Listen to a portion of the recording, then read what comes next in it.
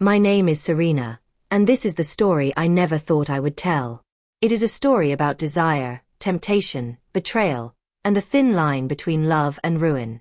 If you are listening, I want you to imagine being in my shoes, because every decision I made led me deeper into a secret I could not escape. It started the summer my husband, Daniel, began working late every night.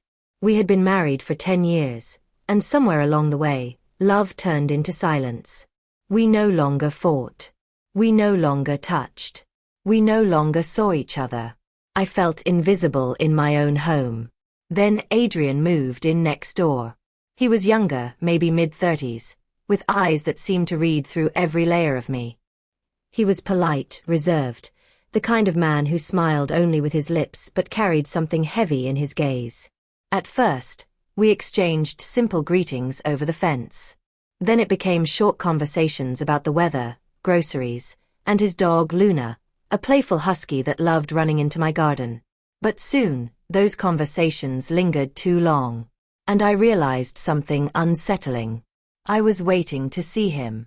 I would water my plants at the same time every evening, just so our paths could cross. I would bake extra muffins and tell myself I was being neighborly when I carried them to his door. I was lying to myself. Deep down, I knew I was craving something I had not felt in years. Attention. One evening, after a fight with Daniel, I sat on the porch with a glass of wine. Adrian came over with Luna tugging at his leash. We talked for nearly an hour that night, about travel, books, the kind of conversations Daniel and I had not had in years. His laugh was warm. His eyes lingered too long. And when his hand brushed mine as he reached for the glass, I felt a jolt inside me. I pulled away quickly, but the damage was already done. Days turned into weeks. Little things grew bigger. Long drives to the farmer's market together, helping him set up his backyard furniture.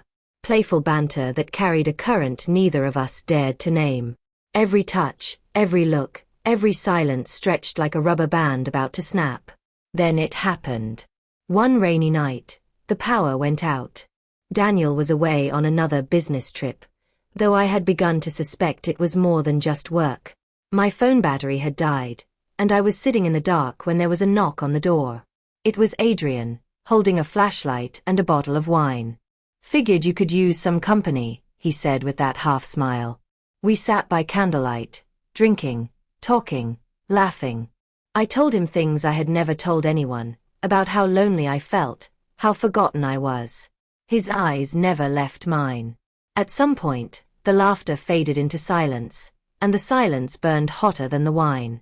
When he reached across and tucked a strand of hair behind my ear, I did not stop him. His touch lingered, warm against my cheek. And when he leaned in, I let him. That kiss, soft at first, then urgent, was the beginning of everything I should have walked away from, but did not. The weeks that followed were a blur of secrets. Long drives to nowhere, stolen afternoons in hidden corners of the city, late-night whispers that turned into confessions. Adrian made me feel alive, seen, wanted. But the deeper we went, the heavier the guilt grew. I was living two lives, one in the light and one in the shadows.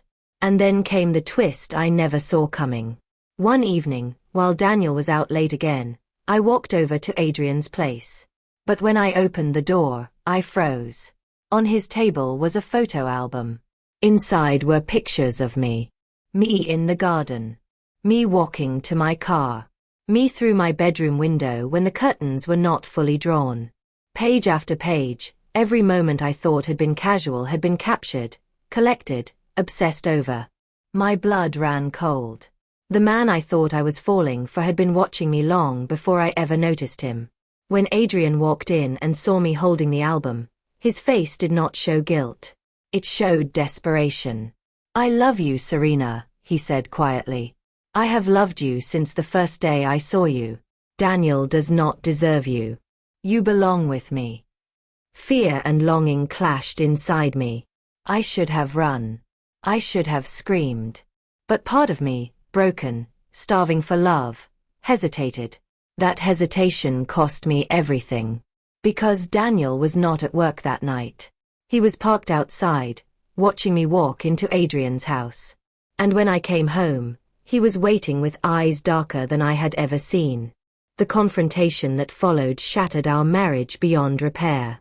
Adrian tried to reach out after, tried to convince me to leave Daniel for him. But once I saw that album, I could never look at him the same way. It has been a year since that night. Daniel and I are separated.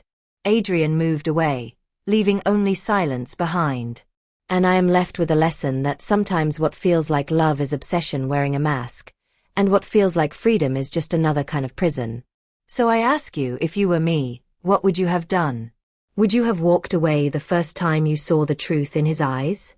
Or would you have risked everything for a love that was never really love at all?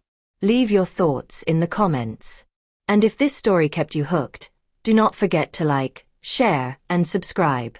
Your support is what keeps stories like this alive.